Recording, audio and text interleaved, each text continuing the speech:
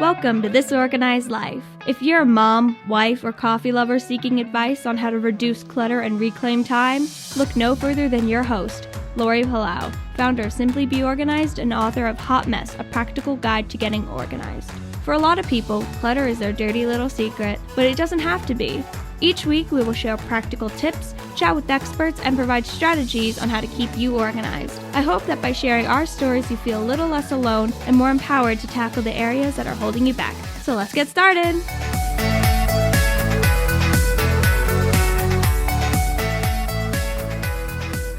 Hi, everybody, and welcome to today's episode of This Organized Life podcast. I am your host, Lori Palau. If you are new to our show, welcome. If you are an OG, welcome back as well. Just before we get into today's episode, I just want to touch on a couple things. First of all, we've been getting tons and tons of feedback, lots of DMs. We encourage everybody to continue to share our show with your friends. If you feel so inclined to leave us a review on Apple Podcasts, it's always great for podcasters. So we love it as much as we love hearing the shout outs. Personally, if you want to just tell the world how great our show is, we would so appreciate that. And if you have a topic or that you would like discussed, or if you have a question for us about a specific organizing struggle we're thinking about for the next year, maybe doing like an Ask the Organizer segment. And so we're kind of testing the waters with you guys first. So you can send all of your questions. You can either DM us at This Organized Life podcast, or you can email any of your questions to info@simply, the letter B like boy, organized.com. And we'll have links in the show notes. And it could be audio recordings, it could be video recordings, or just plain old school text, whatever you guys like. But we would love to continue to give you the content that you want to hear. So thank you so much for that. Now, for today's episode, I am very, very happy to introduce you to my friend, Courtney Wilson. Now, before we bring her out and officially kind of share her with you, just wanted to tell you a little bit about her. So Courtney's one of our partners. She's one of our SBO partners based in San Diego, beautiful San Diego, California. She's a mom of 3 grown-ish kids like myself. And she has an incredible eye for design. So her background's in graphic design. So we're going to talk all about kind of like her approach to organizing, the types of clients she works with. But we're going to, again, showcase her in our Partner Spotlight episode to talk about some of her favorite tips, how she got started in the business, all of the things. So without further ado, let me welcome my good friend, Courtney Wilson from Simpli Sort to the show. Welcome, Courtney. Thank you, Lori. So good to be here. It is great. I'm just actually going to change my view so everyone can see us together. Anyway, how are you? I wish I was with you in person in San Diego.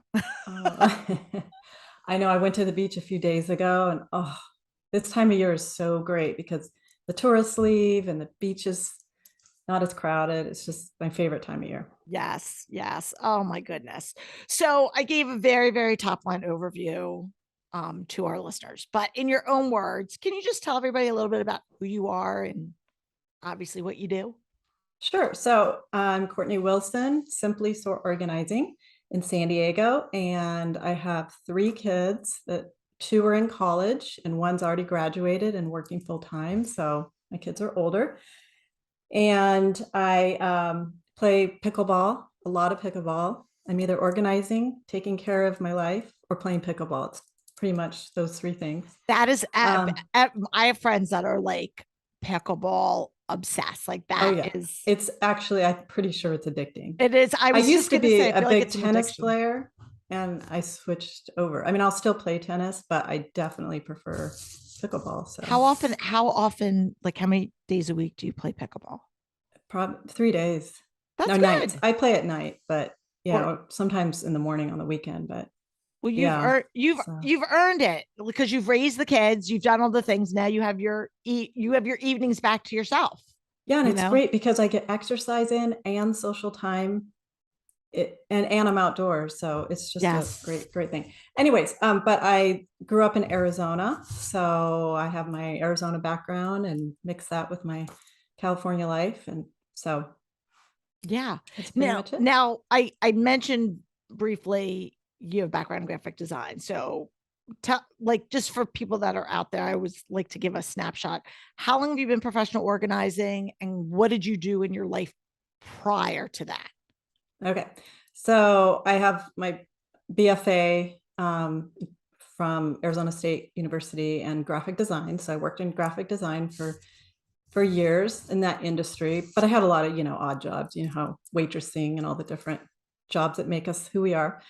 And then I was a stay-at-home mom for years and years, but like so busy with, football and soccer and all the activities and coordinating just life. And so that actually gave me a ton of skills that I just had a client this week that has 3 little kids, a baby, a 5-year-old and a 10-year-old. And I just loved helping her because I knew exactly where she was at. I could totally relate and just using that knowledge.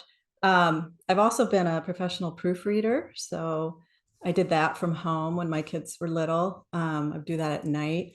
So I've just had a lot of different jobs. And one thing I love about this work is everything feeds into it. I mean, my graphic design helps me when I'm styling and coming up with systems that make sense because I used to do a lot of catalogs. So, people had to open a page and be able to figure out what the item was and how much it cost.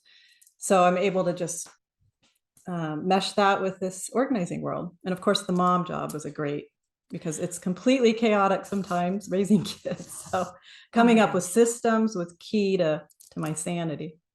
I think you bring up a really good point, and I thank you for kind of walking us through that. And I love when we have, and a lot of people in our industry were stay-at-home moms that have then either gotten to a point in their life, whether their kids are in school, like they had littles and they're like, I want to, start something maybe part-time while the kids are in school, or there are people like yourself and myself who are now kind of in this next season with this empty nesting, or the kids are bigger and people want to do it.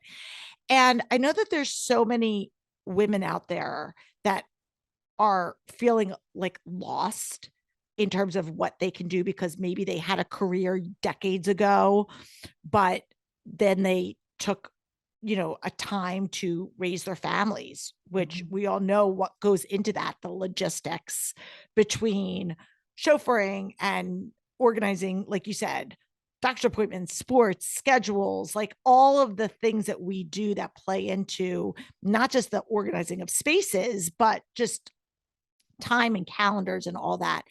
And when I talk to women that are like, I don't have any skills or I don't have anything, and I just want to say, not that professional organizing is the route for everybody, right? Obviously, you have to enjoy wanting to do this for other people, but we have all of these skills that we just take for granted because we've just been doing them. And it's sort of how we've been running our lives. And I want to just take a moment to kind of highlight that all of these things that we do on a daily basis are really practice for the work that we do as professional organizers. Yeah. I mean, one of the reasons actually I play pickleball is to stay in shape because I have a few older clients that want me to help them do some of the things that they just don't feel comfortable doing. So, even if you're just have a physical skill, people need that. It can be there's so many, sometimes you don't know what you know until you start going out and helping people. But I was like telling my client this week, she was feeling a little frustrated and I'm like, gosh, you can cut hair. I could never cut hair. Like, I would be terrified if someone wanted me to give them a haircut. So we all have these little skills that we take for granted because we just think everybody has them. Absolutely. So talk to us a little bit about your client, right? Your client base, the types of clients that you see, because I use this partner spotlight episode to feature our SBO partners that are all over the country, but they also have not just geographic differences, but a lot of them are specialists in certain areas. Some of them specialize in move management. Some people specialize with downsizing.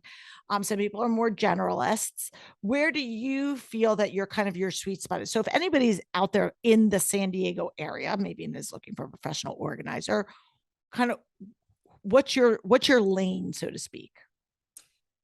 So it varies, and I've taken on different types of clients to try that out and see what I like. And I find that I like working with different age groups. If it's too complicated, I've got a hoarding company that I refer out to. So, sometimes that does happen where it's just bigger than the tools that I have to help that person. But I have young clients and middle-aged clients and older ones. So I think it depends when I'm talking to them on the phone or we're texting or DMing or whatever, I'm figuring out if we're a good fit. And yeah. Yeah. And I think that's And I know other organizers in San Diego, and it's so great because we pass, like, I think you're a better fit for this person, and we help each other out. So I love that. Yeah. I mean, I found that, and obviously that's kind of my motto, is all about, community and collaboration with people, because again, so much of what we do has this relational component to it. And you have to have a good fit, just like you would for anybody that you're bringing into your life or your home, whether it's a therapist, a doctor, a hairdresser, you know what I mean? A stylist. Like, you want somebody that you can relate to and that you feel safe and comfortable with. And doesn't mean that somebody else isn't good at their job, but they just might not be the right fit for you and your needs. And so I think it's really important. And I love the fact that you kind of have these like external connection points with other local organizers. Cause my work with SBO Partners is really about on the broader spectrum. Like, you're in a geographic area outside of my neck of the woods. But it's so cool what you've done, because just this week, my friend asked me for an organizer for her family member. Her son just got married in Richmond, Virginia. And Mary Davis.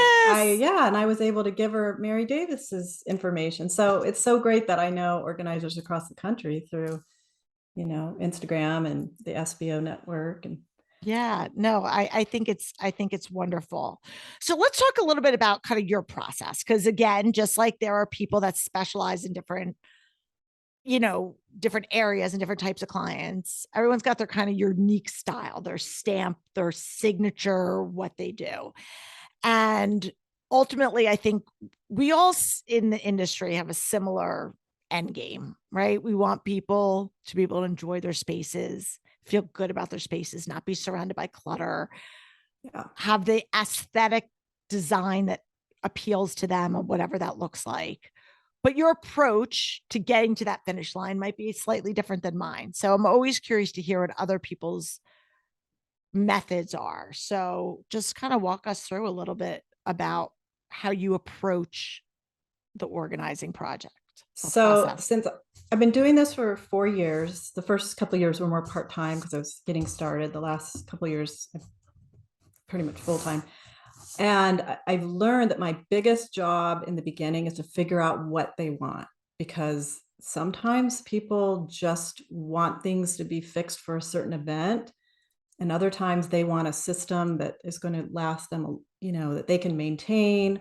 Or maybe they are thinking about selling their house in 5 years and they want to go through every drawer. And so they want to really edit because they're thinking of downsizing.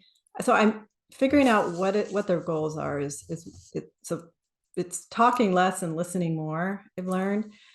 Because I go in, and I have my ideas, but this is their home, it's their space. So I need to figure out what it is they want. If they want, acrylic and, the home edit look, or if they want more of the bamboo and the natural look, if we're going to do containers, it's me figuring that out, because I know the different types of organizing, and I just,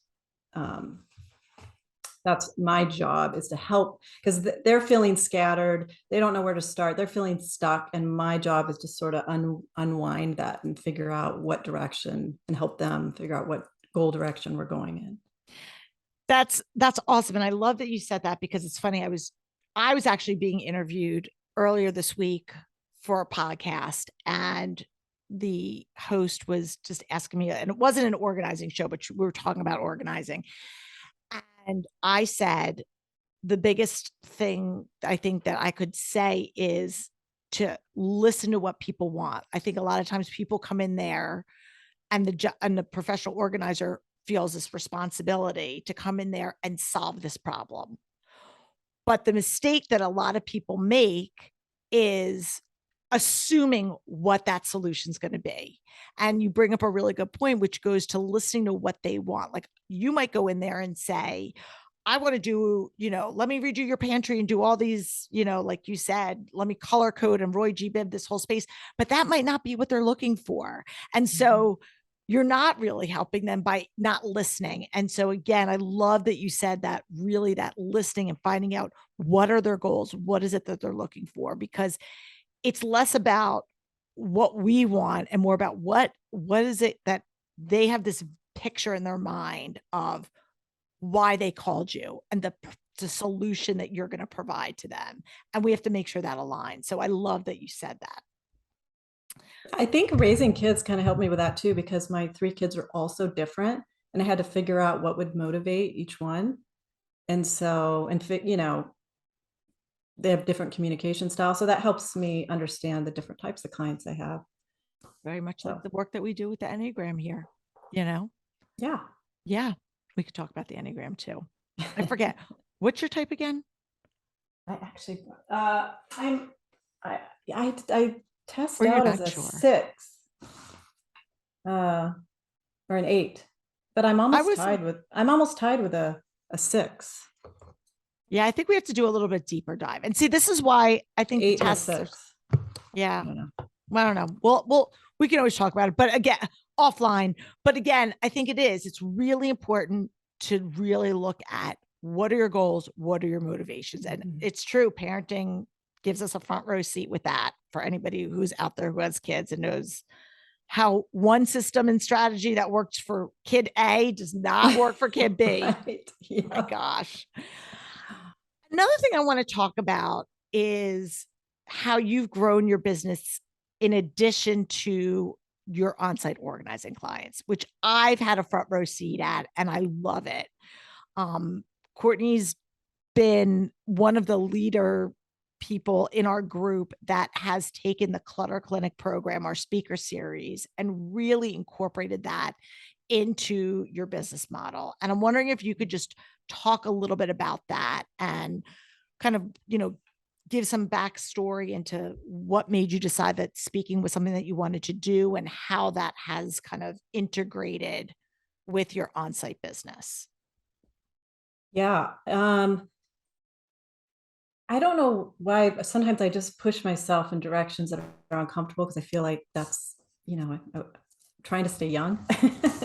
But I had a realtor contact me about doing a speaking engagement together, and the Clutter Clinic was just the perfect fit. So your program, I tailored it to my demographic and my area and my business, but that it just worked out so well being able to just not necessarily do the hands-on organizing, but just talk to people about organizing and answer their questions and share with them some of the reasons maybe they're dealing with clutter and they're not getting their projects done.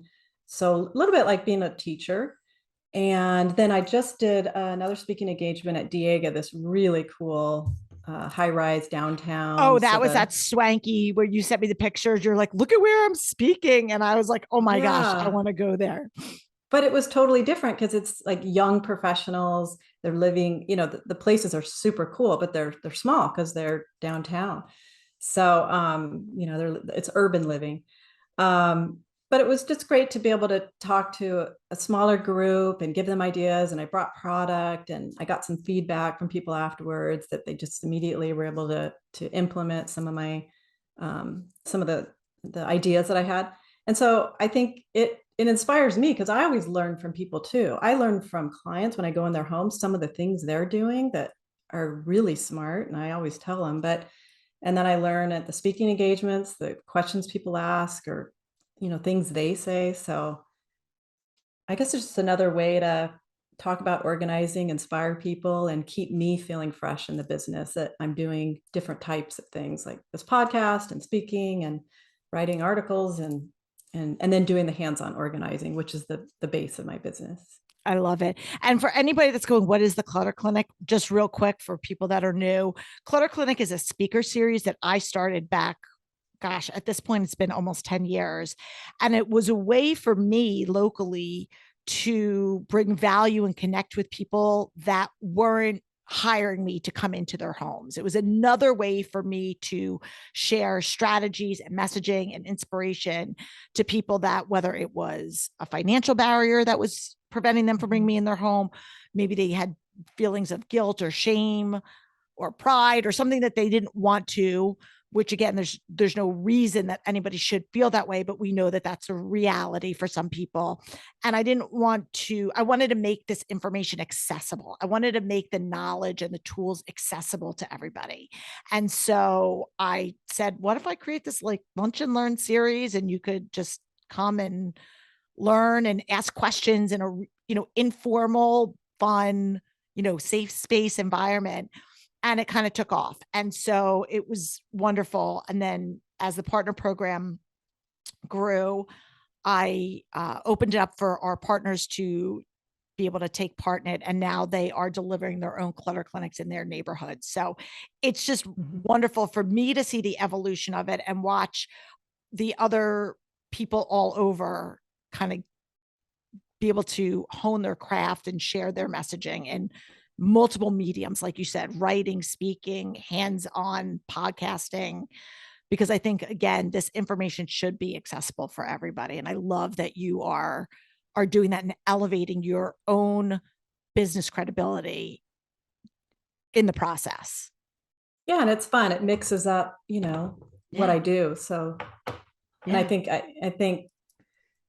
anything that you do in this business, that you can use that knowledge to help people. And I just, if people are feeling overwhelmed, they can either hire an organizer to come into their home, or they can go and listen and try it themselves, get the ideas and try the ideas that they get on Instagram, or they go to a clutter clinic or a speaking event. So yeah. Awesome. Or there's pop a help out podcast. there. Right. There's help for everybody, wherever you are. All right. We're going to take a quick break and we're going to come back. Want to continue our conversation, talk about some of the life transformations that you've been going through the past few years.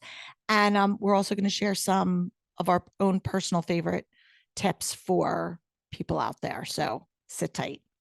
All right. So Courtney, I've had the privilege of having a front row seat to your business from its inception and watching you grow personally and professionally, go through seasons with your kids, graduating, going off to college, graduating college, all the things. And now, and I'll leave it up to you as to how much you want to share, but I know that you've been in the process of going through you're going to be moving, correct? You're going to be selling your house and moving. And so kind of going through that process yourself of editing things that you've cultivated over the years and figuring out kind of what that looks like. And I'm wondering if you could just kind of share, being on the other side of it, what that's been like for you. Yeah. So my house is currently on the market and I'm staying in San Diego. I'll still be in North County, San Diego. So I'm not going anywhere. But it's been really funny for me to be in the exact spot, my clients are, because my home is very orderly. Everything has a spot. I've lived here for many years. So I've got the system dialed down. But with the kids all going off, I'll probably be moving to a smaller place. So I have to really go through absolutely everything and decide if it's worth packing it up, transporting it, unpacking it, and then finding a new home. So I ask those questions to myself. I've opened every drawer, every cabinet. I'm not completely done, but I'm almost done. And I'm, it's like, it's black and white. There's no gray area anymore, because I'm probably going to downsize a bit. So actually it's been really good because I've been able to feel some of the pain my clients are going through and just get reacquainted with that pain, because there's some things that I don't want to, like the Christmas decorations. I have a 4,000 square foot house. So I have a lot of decorations. So just learning how to really decide what's the value of my time, because everything you have takes your time. And so if it's going to take my time moving it, it's going to also take my time managing it wherever I go. So thinking about those big questions, it's been good, because then, I'm humbled. Yeah, I'm just, kind of thinking, if I were in your situation, right, which we're not moving, I don't plan on going anywhere. However, because my kids are grown, but we never, like, our house is manageable, right? Like, it's not that yours isn't manageable, but like, we never got like a huge house.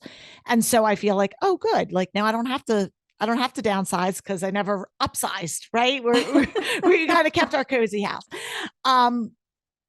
But there's a lot of things, and we talk here about emotional clutter, physical clutter, calendar clutter. And I think even for somebody, and I'd love to kind of get your take of, if you were to kind of have a dominant type, what yours would be. But even for someone like me who doesn't struggle with emotional clutter, typically, when you're looking at going through a lifetime in a space, which a lot of our clients are, and you are, or a place that you've spent the better part of your life as your kids were, those formative years, and you're going through it, it has to elicit some emotions in some areas. You know what I mean? Even though the Christmas decorations themselves aren't emotional, it's remembering those times, or that Christmas, or where in the house that was, or whatever it is, that's going to perhaps give you pause of letting go. And I'm just, wondering how you've worked through those types of situations. Well, one example, my middle daughter, Lydia, rode horses. We leased a horse, and so she rode for years. And in the summertime, she did horse camps for little girls. So we had a lot of ranch horse stuff. She's up in Santa Barbara at school. She does ride a bit, but she doesn't need as much equipment as she had here in the house. And I had a spot for it, so it was fine. But with moving, she was down here, and we gathered up all that stuff, and that it's sentimental to me because it's, those memories of watching her ride, and I'd sit and wait for her. And it's just some of the best memories of my life. But we gathered them all up. We went to her horse ranch. There was a bunch of young girls there brushing their horses, and we gave them all this stuff for the ranch to use. I mean, really, they're just going to sit in my closet or in my garage bin, and I could have visit them, but they're not being used. We did it together. We ended up going and seeing the horse she used to lease, and I love fed him that. some carrots. And so it was just a way of saying goodbye to something special, but not just like, I mean, I could have just dropped it off at Goodwill, but it just would have been more traumatic, harder. This was a nice way to say goodbye. But you were paying it forward, and you knew that the stuff was going to be, not to mention that equestrian stuff is a pretty penny, because I have friends whose kids ride, but like, that they're going to a good home, and it's like the next step. So I love that you were able to do that and do it together. Yeah. And I guess you could sell it too, or, or you like find a horse rescue, or find something that's meaningful to you, and whatever it is. And then sometimes, there's just things that maybe you should get rid of that you don't want to. And I think that's okay. I tell my clients all the time, like, this is just too hard. Like, I have a client, and she has her husband's train set when he was a kid, and it's not taking up very much room. It's just, let's just put this in this crate. She's got a large house, and let's not worry about it. Let's move on to other things, and then we can revisit this.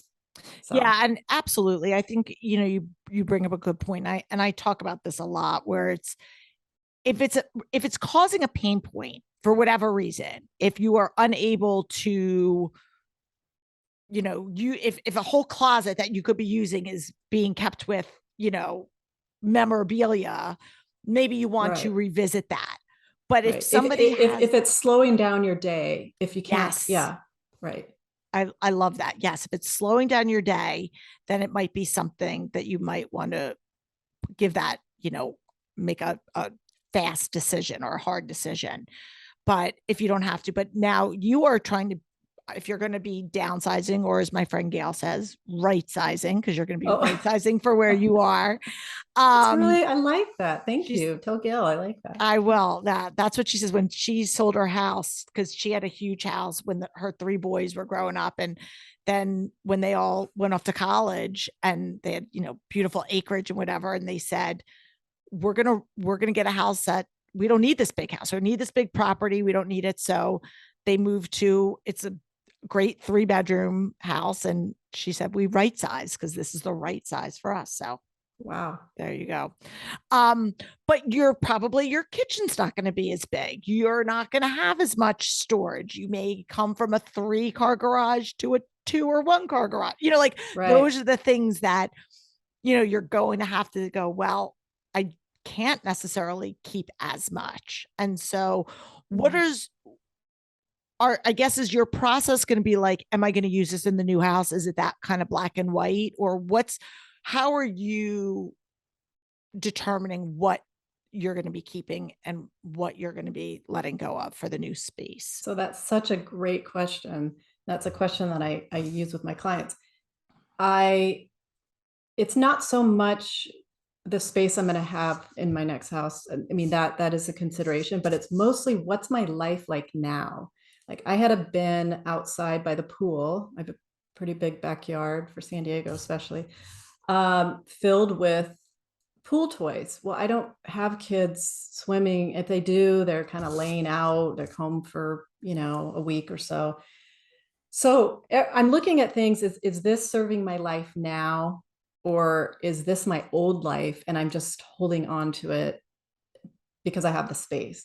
So, and our lives are constantly changing. So we just evaluating what we're actually doing on a daily basis, what we need handy and easy to access, what things, we want our lives to run as fast. When you go to Target, the things that sell the most are near the cash register, and the things that, people don't look for as much are further down the store. And we want our homes to be like that. We want our things to move fast so that I can play more pickleball, so that I can go to the beach, so I can work more. I want my home to serve me, not just be like a graveyard of past lives I've lived. Right. We want to rotate. I love that. And I love the analogy kind of with a store, because again, you could think about this, and you could get more granular and think about it in different spaces in your home. You could think about it with your closet. Like, again, is this something that's current? Is this something that's in rotation? Am I wearing this? Or is this just reminding me of a time when, and you can do that. Or, in my kitchen, I went through this season when, I don't know, something was really popular and I had all this, but we're not doing that anymore. So is this really necessary? And sometimes when we are in a situation like yourself, where you're moving and you have like a specific project end goal. Thank you. I had like a brain freeze for a second, that prompts us to do it, but we don't always have to wait to that. We can do those periodically, whether it's seasonally, annually, whatever, when you're going through your spaces, and just say, hey, is this serving me? Like, I know I try to do it even with our holiday stuff. You talk about the Christmas decorations every year when we start to get ready to decorate for Christmas. I go through, there are certain staple things that I know that I either enjoy or, we use every year. But then there's sometimes, a few things that I'm like, I'm over it. And I make a decision at that point where I go, am I over it? And it just doesn't have any sentimental things. Like I picked it up at Home Goods, which shout out Home Goods, but I'm like, I'm over it now and I can just donate it. Or is it something that reminds me of my kids' childhood? And I don't know about you, but I have a bin that is Christmas keepsakes. And one day, because my girls are 19 and 22, or almost 22 at the time of this recording, maybe they might want them because it might remember them. So it's not like a ton of stuff, but I have this bin of Christmas keepsakes of things that I used to put out all the time when they were kids. But I'm like kind of over them. Like I've either changed the decor, I'm over it, like I'm done. But they might want it. And I'd love to be able to give it to them. And then if they decide, oh, I don't want this, then it'll go. But it's one bin, it's not taking up that much space. And that way I can have that for them. Yeah. And I think it's best not to give kids their memories until they're really settled. They're either married or they have a full-time job and they're done with college. Like if I gave my kids their memories now, they'd probably just be like, this is pain. I'm throwing it all away. So, Totally. I won't mind if they get rid of, but I try to edit down what I'm keeping for them so that they don't have to go through mounds and mounds. I'll give them a couple of bins and have it organized. But yeah, I know what you mean. Sometimes you've had something for 5 years and you're sick of it, and that's okay. Then you get to go to Home Goods. You go to Goodwill, drop it off, and then go to Home Goods and buy something new. Right. You can tell I'm not a minimalist, but I am very excited because I've got empty drawers, empty shelves in this house. So it's kind of fun I've got a whole dresser and the whole thing is empty. So it's funny. Well, two things that you said there that I want to touch on. One of them that I love that you said, you're not a minimalist. And I think, again, there's this misconception out there in the media that all professional organizers, all professional organizers, their homes are perfect all the time. Fake news. Totally. And B, that we're all minimalists. And I have said from the get-go, and as I get older, I think I want less and less. And it also could be the season of life. Like I'm accumulating less because I don't have littles at home. But not all professional organizers are minimalists. And that it's really about just enjoying the stuff that you have and having a home for your things. But they're not mutually exclusive. They're minimalists that don't like organizing. They just don't like having stuff. So it could be a both and or an either or. It doesn't have to. I think if you are a minimalist, it's probably a lot easier because you have less stuff to manage. But I love going to Home Goods and I love changing things. I'm always changing because I've lived in this house, like 19 years or 18 and a half.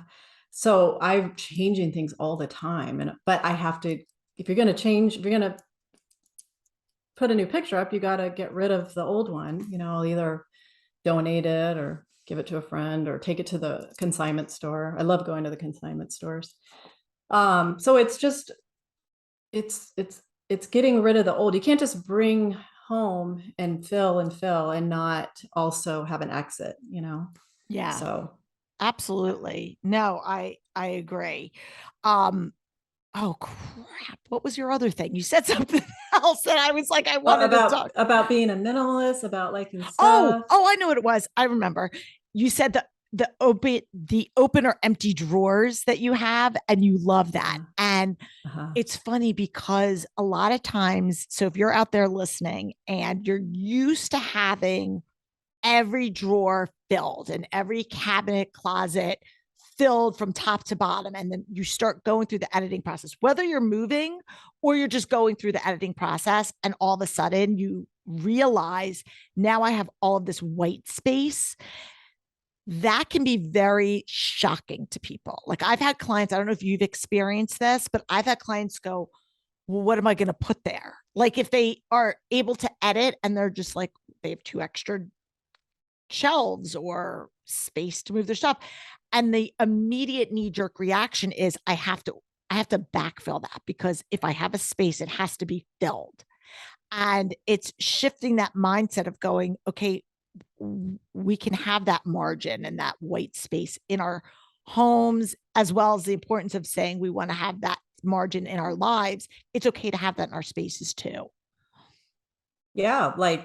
Well, the empty shelves and empty drawers have been great because if I have a last minute showing, I've got a place to shove, paperwork I'm working on, so I guess, or you could, like, if you weren't selling your house, it could be, you're having guests come over and you just shove some stuff in there. It's like having an open spot for whatever, So. Oh my gosh, that's so funny. Or But you could hide your presents, in those open spots.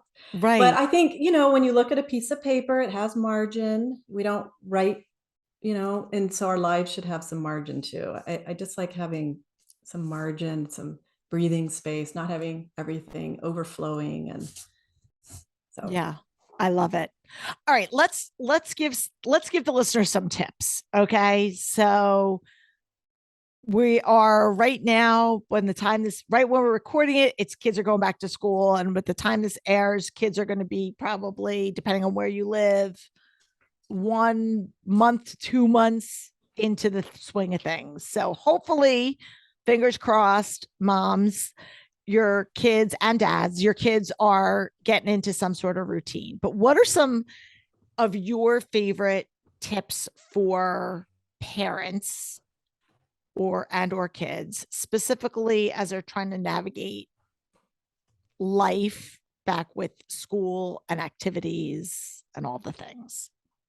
okay, so having a drop zone, I always I have a big shelf in my garage, and I always had like two flat surfaces empty, so they could just drop their backpacks there and then use that as their or their sports equipment, or you could have hooks, just a place so that the backpack isn't just thrown all over. I mean, sometimes they do need to take it where they're doing homework, but sometimes it's filled with papers.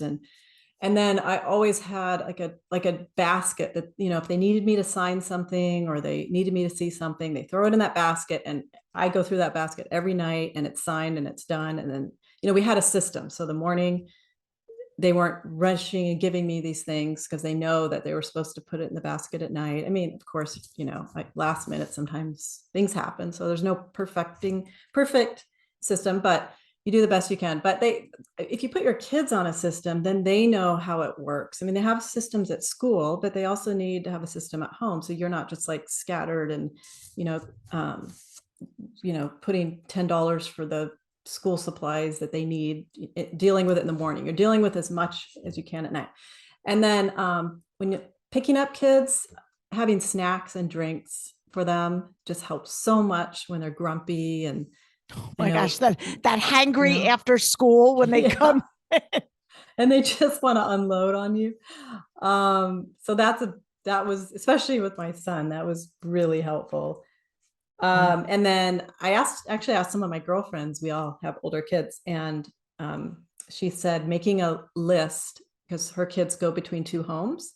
And so she has a divorce situation. Mm-hmm. And so she has like a list, and I think she even laminates it so that they can check that list before they go to the other home. And you could do that for sports activities, so the kids can just check a master list, put it up on a bulletin board or something. I love it. Yeah. I love it. So to piggyback off of what you said, a couple of mine, which are similar. So I had what I used to call the homework hub. And so for me, so we had our laundry room, which was like a laundry room / mud room, which is where they could like keep all of their stuff. But I had we had this like kind of one room. It was sort of, we called it the keeping room, and it's like music. We had the piano in there and a couple chairs. It was like another sitting room. And I had a wall mount system up there, and it was called the homework hub. And that's where the textbooks that stayed at home, like if they were working on a project and they didn't necessarily need to bring it back to school, so it didn't have to live in their backpack. Anything that was kind of in process or that lived at home that they needed would go in the homework hub. So that was always like, so-and-so has said, I can't find whatever. The first thing out of my mouth would be like, did you check the homework hub? So if there was like a loose whatever, that's where it would go. That was sort of the designated drop spot. I didn't manage my kids' backpacks. Like when they were little, I would go through with them, obviously. But if I saw like papers just randomly around, if I wasn't sure where they would go, they would just go into the homework hub, and then they could decide where it went. So the homework hub. Did you come up with that name? Yes, I did. I probably should have trademarked it. I know. I love it because kids like that. They like, well, it sticks. Labels. Yes, Yeah. it kind of stuck. So the homework hub. Another thing is I always had, now again, my kid, and I think this is where the system has to match your habits and your space. But for me, my kids were always, even through high school, they did their homework in like the common, either in our, we had, Yeah. kind of open concept. So either in the kitchen area or the Mhm. family room. They weren't the kind of kids that like worked up in their rooms. They just didn't want to. At one point we had desks and that just like they were just, taking up space. So I converted one of the drawers, one of the kitchen drawers that I had, like this big oversized drawer, to like a school supplies drawer. Mhm. Now, again, we had the luxury to do that of space, but if you don't, even like a rolling cart with school supplies. So they had everything Mhm. from extra, anything you can imagine: scissors, index cards, pens, pencils, markers, crayons, uh, extra erasers, pencil sharpeners, like all of the things, loose leaf paper that they would need, calculators. So all of that lived in that space so that everything was accessible if they needed it for whatever they were doing. And so I say to parents, and this was really helpful again with when kids were um, doing pandemic at home learning, was even if you had a cart that you don't have a big space, you could just roll it in and out and just have it all organized where they know if I need an extra, if I'm working on a project and I need paper or whatever, all my supplies are there. And so again, it gives them that knowledge of this is the system, this is where I go, and they don't have to continually ask you 50,000 times Yeah. for things. And it helps encourage them to get it done, because sometimes a kid, if they don't have a pencil, they'll be like, I'm not going to do it. But, Totally. if the pencil's right there, they're like more motivated to get it done. So, Yes, absolutely. Absolutely. Um, and then I mean, I love the whole snack thing, but I think also for me, I was a night before prepper. Now, this again could be a personality thing. My mornings, I didn't want to add any more chaos. So we packed lunches the night before in our house. yeah. I Mhm. made sure, because both my kids were in activities, that we was always into sports and Logan was into music, but we were both like, we were all running.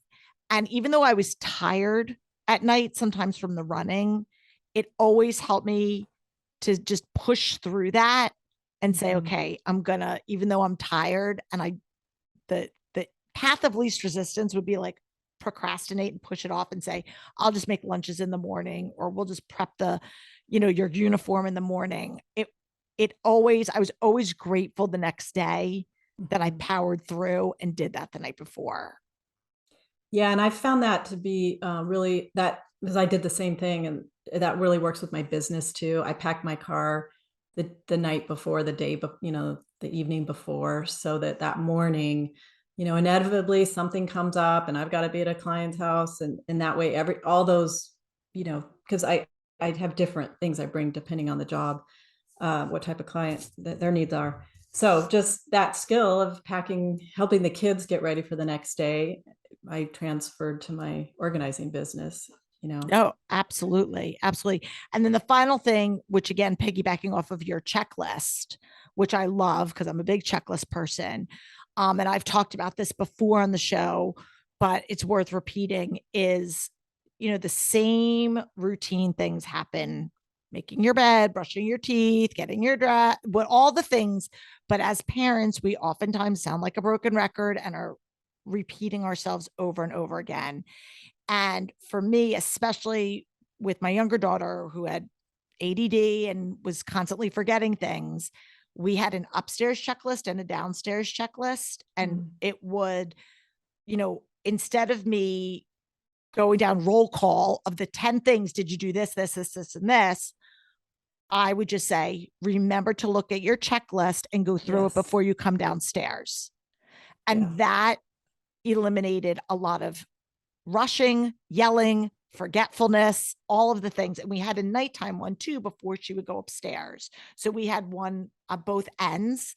And again, it was all I had to say was, can you please go through your checklist, as opposed to me rambling off all of the things on the checklist, because then they start to tune out. And that was a game changer in our family. So knowing your kids, knowing your habits, where they struggle, where they're good at naturally is so important. Yeah.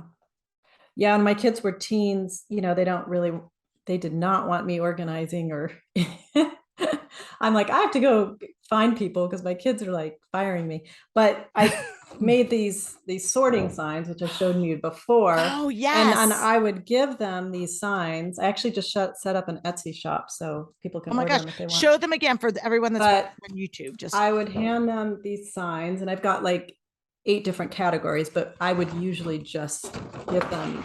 it says like keep, for those of you who are listening, it's like a laminated sign that says keep, donate, trash.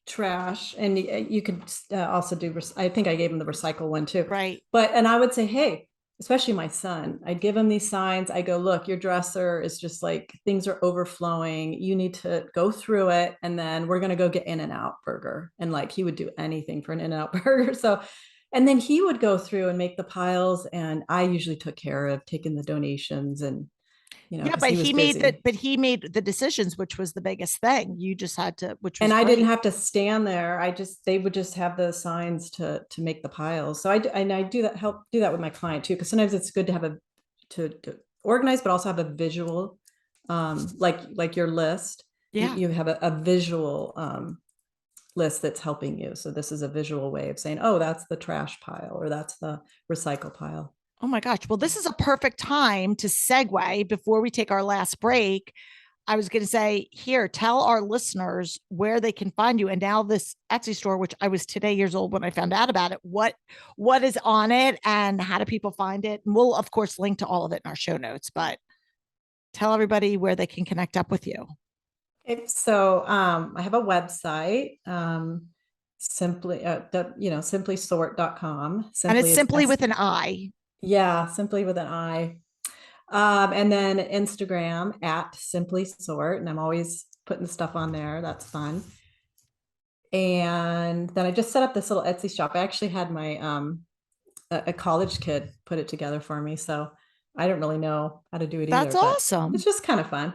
So what are you selling on it? I've got my little sorting signs, and maybe I'll put other things on there. I love it.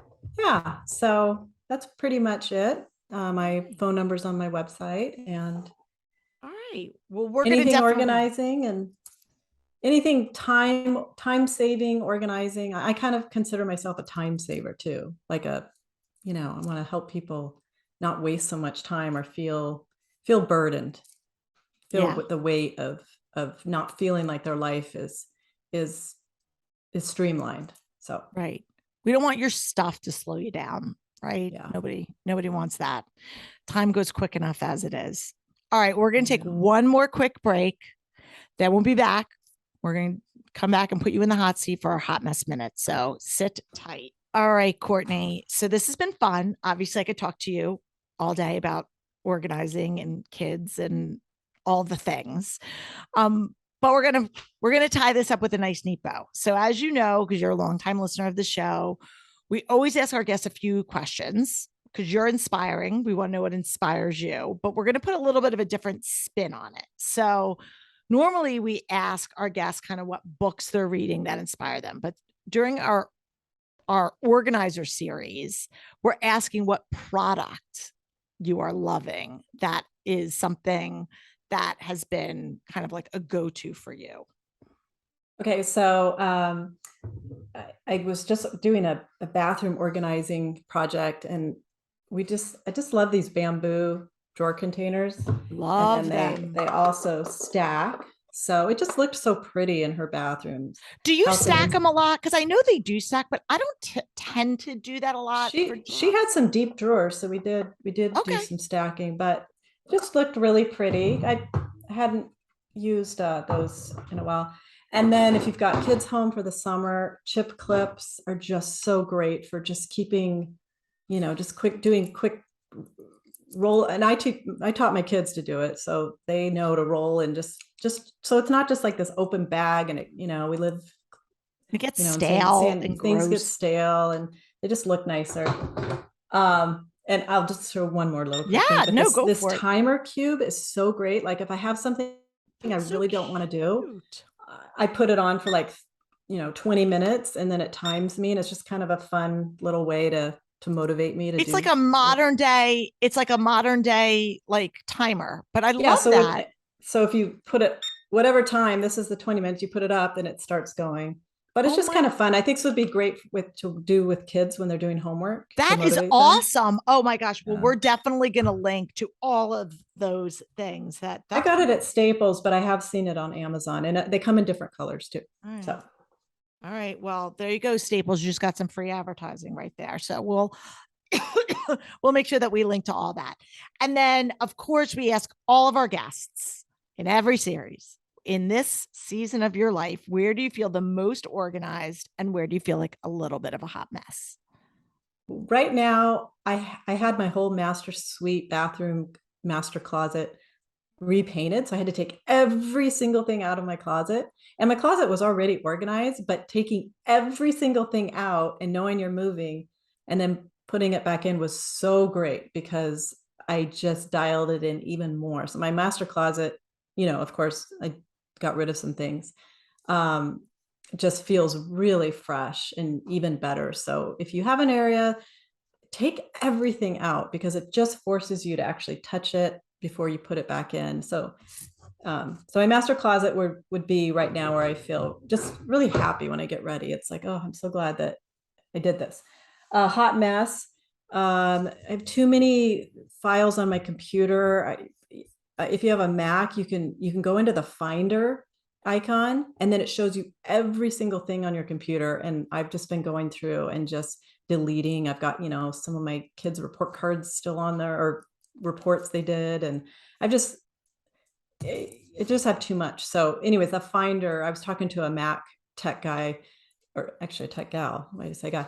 And she told me that it just lists everything that's on your computer on that Finder. So it's a good way just to go through and delete. Yeah. Because even though you can't see it, it's just, that stuff, every time you download like an AT&T bill, I mean, that goes on your computer if you don't delete it right away. So yeah, you just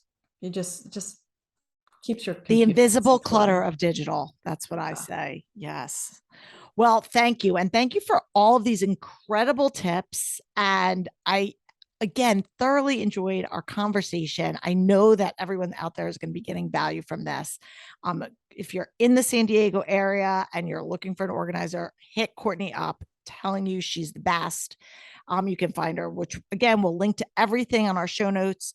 Plus, you can always find her on our website on our Find an Organizer page. And if you are out there and you are thinking about maybe becoming a professional organizer, maybe you want to start a new chapter of your life, whether it's as a part-time business, full-time, making a career change, we would love to talk to you. I love mentoring people that are interested in this industry and watching them grow and thrive and helping other people live less cluttered and more organized lives. So make sure that you connect up with us. We'll also have links.